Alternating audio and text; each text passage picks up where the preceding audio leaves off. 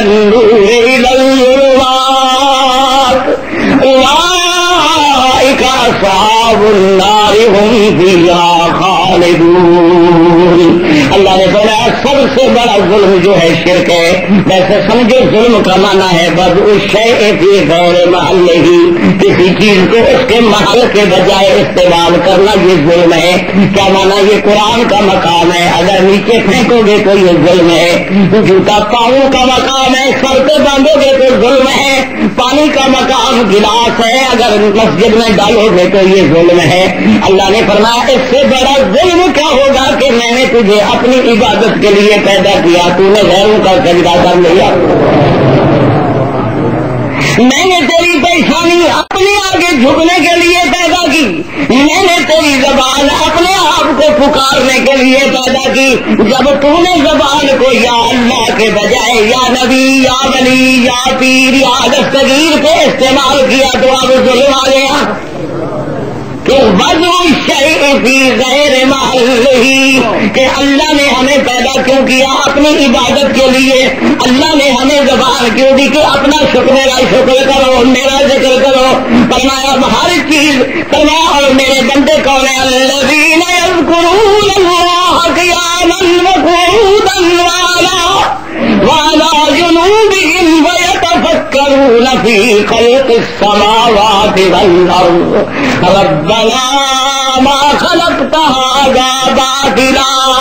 فرمایا میرے بندے جو ہیں کھڑے ہیں تو میرا ذکر ہے، بیٹھے ہیں تو میرا ذکر ہے، لیٹے ہیں تو میرا ذکر ہے. کیا مانا؟ نماز پڑھیں تو میرا ذکر، رکوع میں جائیں تو میرا ذکر، سجود میں جائیں تو میرا ذکر. کھڑے ہوں گے تو کہیں گے اللہ اکبر، رکوع میں ہوں گے تو کہیں گے سبحان ربی العظیم. فرمایا میں نے جو گھر بنائے من دخلہ کان آمنا، جو اس میں داخل ہوگا وہ امن میں آ جائے گا. اور فرمایا جنت بھی کیا ہے؟ وَهُمْ فِي الْغُرُفَاتِ آمنُونَ، اور مومن جنت میں امن والے غرفوں میں ہوں گے، بالا خانوں میں ہوں گے، امن سے ہوں گے. میرا مولا امن سے کیا مراد ہے؟ فرمایا جہنم کے عذاب سے امن میں ہوں گے، میری پکڑ سے امن میں ہوں گے، عذاب قبر سے امن میں ہوں گے، عذاب حشر سے امن میں ہوں گے. کب؟ جب وہ ایمان لائیں اور صاف شرک کی آمیزش نہ کریں. فرمایا الذین آمنوا ولم یلبسوا ایمانہم بظلم اولئک لہم الامن. اور آگے کیا فرماتے ہیں؟ وہم مہتدون. دعا کر اللہم اجعلنا من المہتدین. اللہ پاک ہمیں بھی ہدایت والوں میں سے بنا دے. اور علماء بیٹھے ہیں وہ سمجھتے ہیں یہاں جملہ اسمیہ ہے. اللہ نے فرمایا وہم مہتدون، اور جملہ اسمیہ ہمیشہ استمرار پہ دلالت کرتا ہے. اللہ نے فرمایا وہی ہدایت والے ہیں، ہمیشہ ہدایت پہ رہیں گے.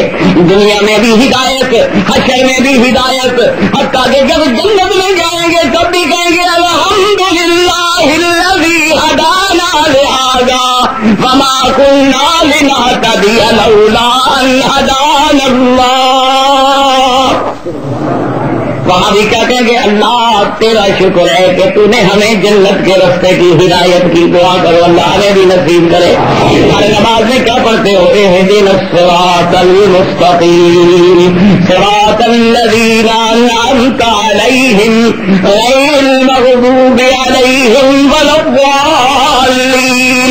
اب کیا مانگے؟ اللہ ہمیں ہدایت دے. کیا مانا؟ اس لیے علماء نے لکھا ہے کہ پہلا درجہ انابت کا ہوتا ہے، دوسرا درجہ ہدایت کا ہوتا ہے، اور تیسرا درجہ استقامت کا ہوتا ہے، اور چوتھا درجہ ربط علی القلب کا ہوتا ہے. جیسے اللہ نے قرآن میں بتایا وَأَنِيبُوا إِلَىٰ رَبِّكُمْ وَأَسْلِمُوا لَهُ مِن قَبْلِ أَن يَأْتِيَكُمُ الْعَذَابُ. اور دوسری جگہ فرماتے ہیں إِنَّ الَّذِينَ قَالُوا رَبُّنَا اللَّهُ ثُمَّ اسْتَقَامُوا تَتَنَزَّلُ عَلَيْهِمُ الْمَلَائِكَةُ أَلَّا تَخَافُوا وَلَا تَحْزَنُوا. اب پہلا درجہ عبادت کا، دوسرا استقامت کا، اور تیسرا مرتبہ کیا ہے؟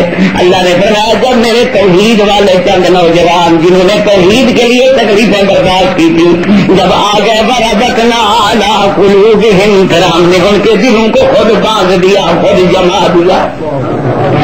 جیسے اللہ فرماتے ہیں موسیٰ کے بارے میں لَوْلَا رَبَطْنَا عَلَىٰ قَلْبِهَا، پھر وہ مقام ہوتا ہے جب دلوں کی کی حفاظت میرا مولا خود فرماتے ہیں کہ وہ دل ایسے توحید پہ جم جاتے ہیں کہ شرک کی طرف کبھی مائل بھی نہیں ہوتے، کبھی ان کا خیال بھی نہیں گزرتا، پھر وہ اتنے مقام پہ آ جاتے ہیں کہ حروف کے اندر بھی لحاظ ہوتا ہے. جیسے کہ ایک صحابی نے کہہ دیا ماشاء اللہ وشئتا، میرے نبی جو اللہ چاہے جو آپ چاہیں. ابو نے فرمایا نانا ایسا مت کہو، اللہ کے ساتھ مجھے نہ ملاؤ.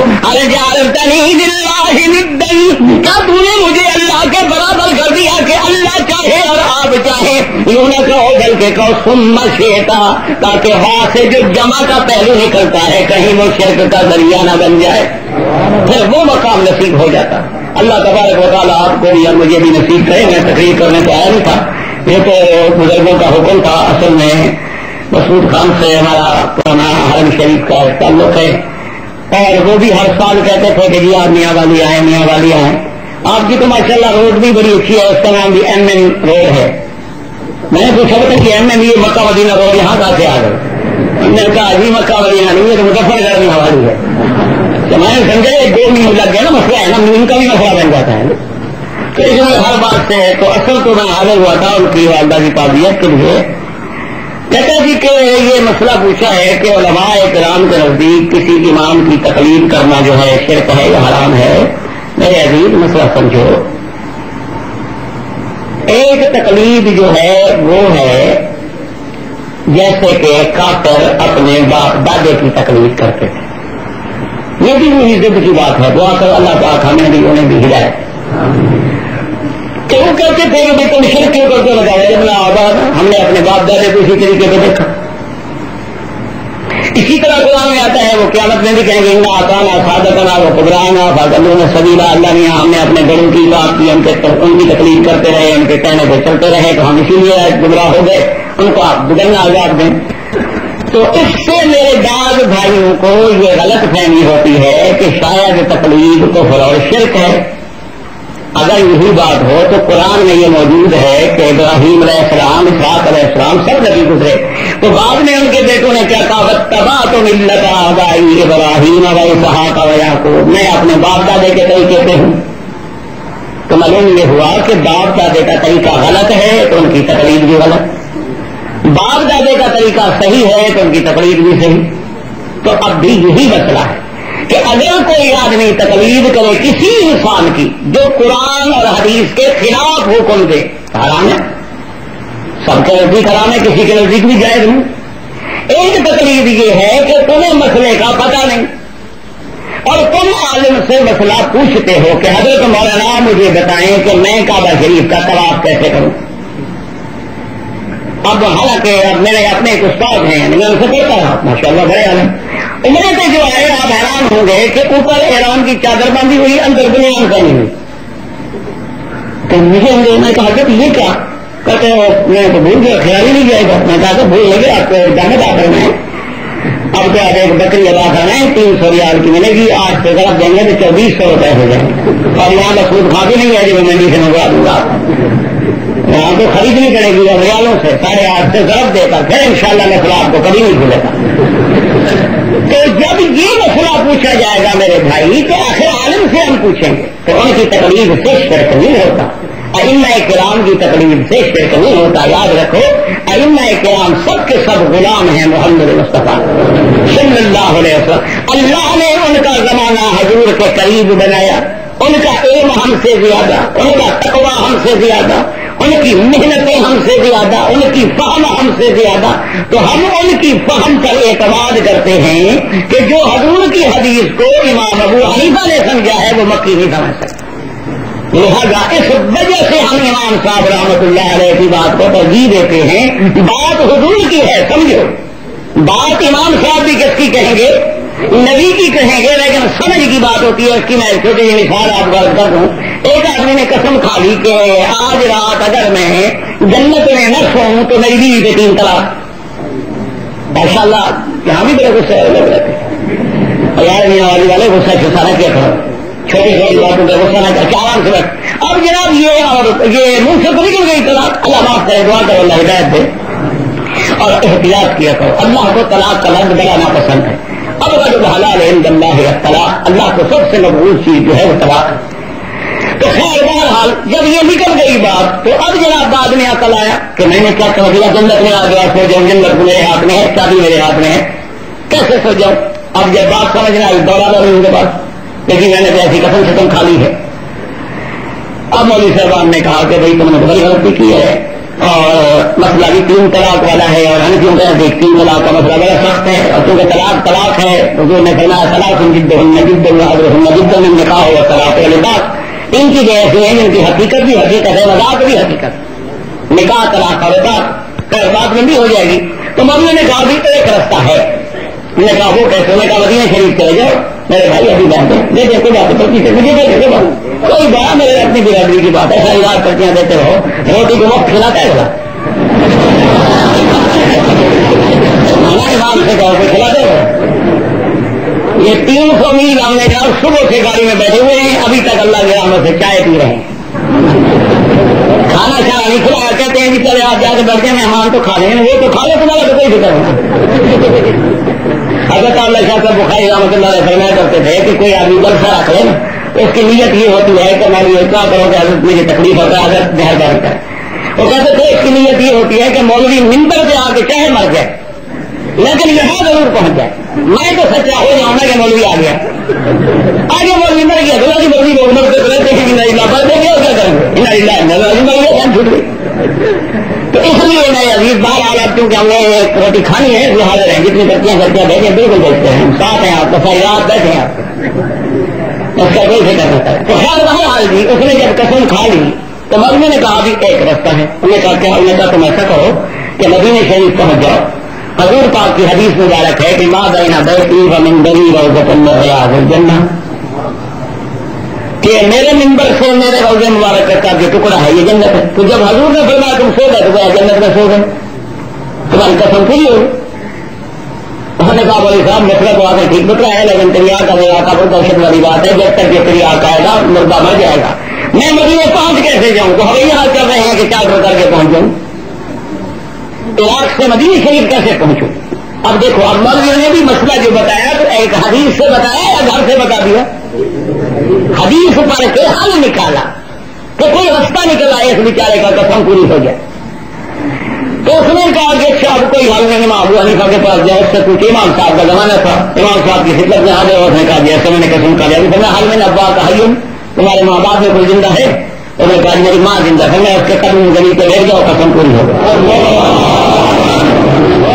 کیوں نگال جنت تحت اقدام الامہات، حضور نے فرمایا کہ جنت ماؤں کے قدم کے نیچے ہوتی ہے، بس حضور کی حدیث ہے، مسئلہ پورا ہو گیا۔ تو اب یہ اس مسئلے کے لیے ہم امام صاحب کے پاس جاتے ہیں۔ اسی طرح ایک آدمی نے قسم کھا لی کہ اللہ لا آکل اللحم، کہ مجھے خدا کی قسم ہے میں گوشت نہیں کھاؤں گا، اس نے مچھلی کھا لی۔ حضرت سفیان ابن عیینہ رحمت اللہ علیہ بہت بڑے محدث، امام بخاری کے بھی استاد رحمت اللہ، ان کی خدمت میں گیا، اس نے کہا حضرت بات یہ ہے کہ میں نے قسم کھائی تھی کہ اللہ لا آکل اللحم، گوشت نہیں کھاؤں گا، میں نے مچھلی کھا لی ہے، میری قسم ٹوٹ گئی یا نہیں ٹوٹی؟ اب میں نہیں ٹوٹ گئی۔ میں نے کہا جی کیوں؟ انہوں نے کہا ٹوٹ نہیں بس۔ خیر وہ چلا ہے امام صاحب کے پاس آ گیا، امام ولی پر جا کے مسئلہ پوچھا تو میں نے جی قسم کھائی اللہ لا آکل اللحم، میں نے مچھلی کھا لی، قسم کو بھی ہونا نہیں ٹوٹی۔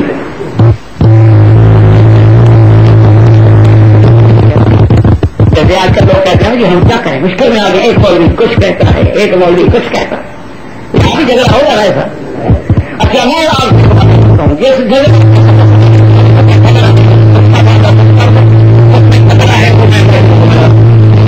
کسی کو بات کرنے کو ہوتا ہے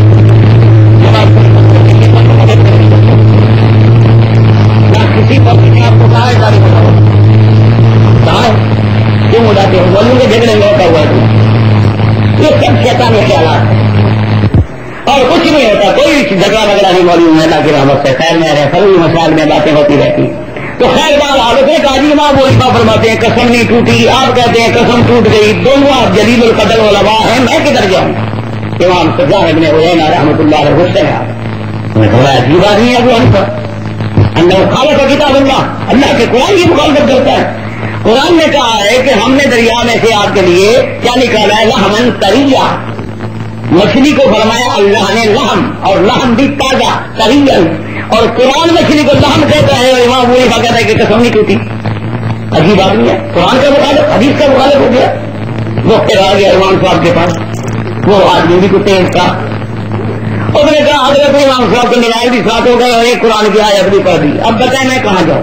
انہوں نے فرمایا کچھ نہ کہو, امام صاحب غصے میں ہیں, جلال میں ہیں, ایک دو دن صبر کرو, ویسے کوئی کفارہ شمار ادا نہ کرو. بعد میں ہم نے کہا خود نہ جاؤ, ایک اور آدمی کو لے جاؤ, ان سے کہو امام صاحب سے کہ میں نے قسم کھائی ہے واللہ لا انام علی الفراش, کہ میں بستر پہ نہیں لیٹوں گا, اور میں زمین پہ لیٹ گیا, میری قسم ٹوٹ گئی یا نہیں ٹوٹی. اس نے جا کر مسئلہ پوچھا, اس نے کہا کہ میں نے قسم کھائی تھی کہ واللہ لا انام علی الفراش, تو میں مٹی پہ لیٹ گیا. انہوں نے کہا کوئی قسم نہیں ٹوٹی, تم نے قسم کھائی تھی بستر پہ لیٹنے کی, تم تو مٹی پہ لیٹے ہو. اس نے کہا جی وہ تو قرآن کہتا ہے الذی جعل لکم الارض فراشا, کہ ہم نے زمین کو آپ کے لیے بستر بنایا ہے, یہ تو قرآن کی ہے. ہاں, انہوں نے کہا یہ ابو حنیفہ نے سمجھایا ہے. انہوں نے کہا بعد میں یہ سمجھ آ گئی امام صاحب نے فتویٰ ٹھیک دیا ہے, تم اسی پہ عمل کرو. امام صاحب نے کہا حضرت ناراض نہ ہوں, قسم عرف عادت سے تعلق رکھتی ہے, لغت سے تعلق نہیں رکھتی. ایک آدمی قسم کہتے ہیں گوشت نہیں کھاؤں گا, مچھلی کھا لی, مچھلی اور چیز ہے, گوشت اور چیز ہے. عرف میں لوگ فرق کرتے ہیں مچھلی اور گوشت میں. اب لغت کی بحثوں میں آپ آئیں گے تو پھر تو قرآن میں لفظ موجود ہے, پھر آج کا زمین کے لیے بھی موجود ہے, مٹی کے لیے بھی موجود ہے. تو اس لیے ہم ائمہ کرام کی تقلید کرتے ہیں یا ان کی بات مانتے ہیں. اور ائمہ حرمین بھی الحمدللہ امام احمد بن حنبل رحمۃ اللہ علیہ کی فقہ پہ اپنے محکمے میں عدالتوں میں فیصلے کرتے ہیں, لیکن قرآن و سنت کی روشنی میں. اللہ آپ کو بھی, انہیں بھی, مجھے بھی توفیق دے. کہتے ہیں جی حرم میں تراویح 8 رکعت پڑھتے ہیں یا 20 پڑھتے ہیں, تم کتنی پڑھتے ہو؟ کرتے ہو. مسئلہ ہمیشہ وہی پوچھتا ہے کہ نماز ہی نہ پڑھے. ویسے وہاں 20 پڑھتے ہیں. اللہ اس مسجد مدرسے کا بات رکھے, اللہ ان علماء کو زیادہ سے زیادہ توحید کی خدمت کی توفیق دے. اللہ تبارک و تعالیٰ جو علماء موحدین فوت ہو کی توفیق دے. اللہ تبارک و تعالیٰ جو علماء موحدین فوت ہو گئے ان کی قبروں کو منور فرمائے. یا الہ العالمین تمام دینی مدارس مساجد کی حفاظت فرما. یا الہ العالمین عالم اسلام کی عزت کا فیصلہ فرما. یا اللہ کفر کی ذلت کا فیصلہ فرما. یا الہ العالمین بے حیاؤں کو حیا عطا فرما, بے دین کو دین عطا فرما, بے اولادوں کو اولاد عطا فرما, قرض داروں کے قرض عطا فرما, جن کا رزق تنگ ہے ان کے رزق میں برکتیں عطا فرما. یا اللہ تمام حاضرین کو حرمین شریفین کی حاضری نصیب فرما. یا اللہ سب کو عقیدہ توحید نصیب فرما. یا اللہ حضور کی محبت نصیب فرما, صحابہ اہل بیت کی محبت نصیب فرما, اولیاء اللہ کی محبت نصیب فرما. یا اللہ تمام علماء کو اتفاق اتحاد نصیب فرما. یا اللہ پاکستان کو استحکام نصیب فرما, پاکستان میں امن نصیب فرما, ہر داخلی خارجی فتنوں سے محفوظ فرما. یا اللہ قرآن و سنت کا قانون نافذ فرما. یا الہ العالمین اس عاجز کی تیرے گھر کی نسبت سے جو لوگ عزت کرتے ہیں ان کو دین و دنیا میں عزت عطا فرما, دارین میں عزت عطا فرما, ان کے رزق و مال میں برکتیں عطا فرما. یا الہ العالمین یا ارحم الراحمین یا حی یا قیوم یا ذا الجلال والاکرام.